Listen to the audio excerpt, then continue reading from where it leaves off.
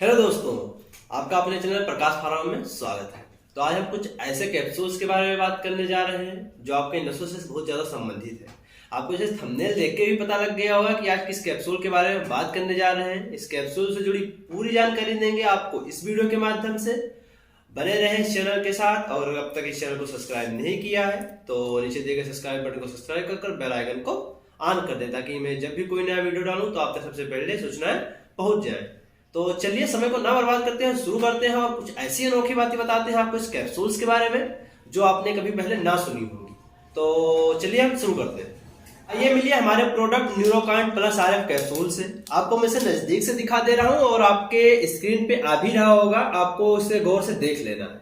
हम बात कर लेते हैं सबसे पहले इसके मार्केट वैल्यू और इसके मैन्युफैक्चरिंग कंपनी की। तो जो इसकी मार्केट वैल्यू प्रेजेंट टाइम पे है वो करीब 99 रुपए 90 पैसे के करीब है, आप कह सकते हैं 100 रुपए के करीब है। और जो इसकी प्रोडक्शन कंपनी है जो इसका निर्माण करती है वो मैनकाइंड एक पेटेंट कंपनी है जो कि इसका निर्माण कर रही है।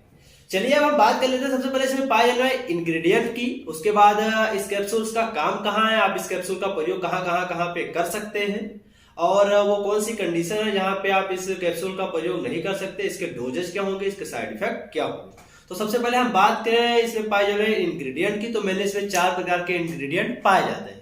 पहला मेथाइकोबालामिन होता है। मेथाइकोबालामिन का जो प्रॉपर काम होता है आपके नसों से संबंधित होता है। जो दूसरा इंग्रेडिएंट होता है वो अल्फा लिपोइक एसिड होता है जो कि एक विटामिन B6 का रूप होता है। जो तीसरा इंग्रेडिएंट होता है वो पेरिडॉक्सिन होता है, और जो चौथा इंग्रेडिएंट होता है फोलिक एसिड होता है जो कि विटामिन बी का एक रूप है। मेथाइकोबालामिन होता है 15 से mcg पाया जाता है। जो अल्फा लाइपोइक एसिड होता है वो 100 mcg पाया जाता है। जो पेरिडॉक्सिन होता है वो 3.5 mcg पाया जाता है वो 1.5 mcg पाया जाता है। तो चलिए हम बात कर लेते हैं इस कैप्सूल को आप कहाँ पे प्रयोग करेंगे, कैसे कैसे वर्क करता है।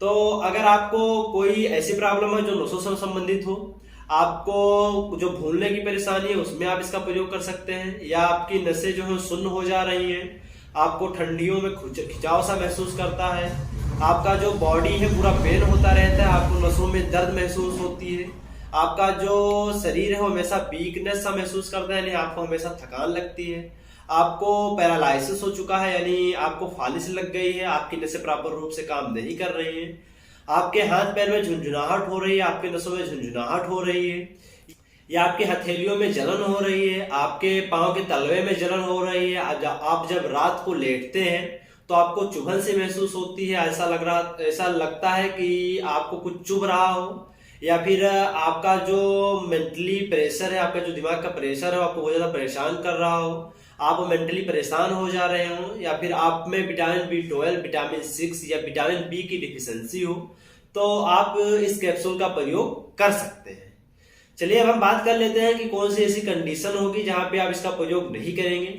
अगर आप एक प्रेग्नेंट लेडी हैं, आपको प्रेगनेंसी है, या ब्रेस्ट फीड मदर है, कहने का मतलब कि आप अपने बच्चों को दूध पिला रही हैं, आपका भी छोटा बच्चा है, तो आप इस कैप्सूल का प्रयोग ना करें। या फिर अगर आपको बहुत ज्यादा जरूरत महसूस हो रही है तो अपने डॉक्टर से कंसल्ट कर लें, उसके बाद इस कैप्सूल का प्रयोग आप कर सकते हैं। अगर आप एक डायबिटीज पेशेंट है, यानी आपको शुगर की प्रॉब्लम है और आपको शुगर काफी हायर लेवल पे है, तो भी आप इस कैप्सूल का प्रयोग कर सकते हैं। अक्सर जो डॉक्टर्स होते हैं वो मेलाइटिस के कंडीशन में, यानी शुगर की कंडीशन में जो डिफिशियंसी होती है, वीकनेस होती है विटामिन B12 की, या फिर आपका शरीर वीक सा महसूस कर रहा होता है, इन सभी कंडीशन में जो न्यूरोकाइंट प्लस आरएफ कैप्सूल है वो प्रिस्क्राइब किया जाता है।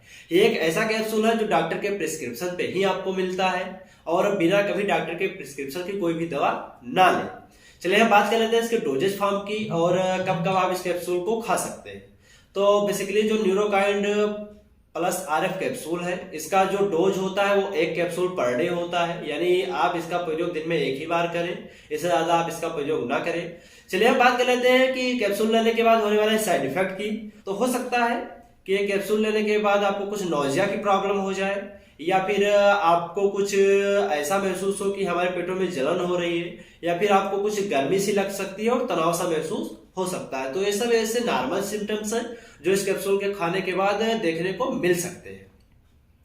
जो इसका अदर प्रयोग है वो नसों से संबंधित परेशानियों के लिए किया जाता है, यानी आपके नसों में खिंचाव हो रहा है, आपकी जो मसल्स हो वीक हो चुकी हूँ, या आपको काफी वीकनेस महसूस हो रही हो, या विटामिन B12 की डिफिशियंसी हो, आपके जो बाल हैं बहुत ज्यादा झड़ रहे हो, या फिर आप में न्यूट्रिशन की कमी हो, तो इन सब कंडीशन में भी आप इसका प्रयोग कर सकते हैं।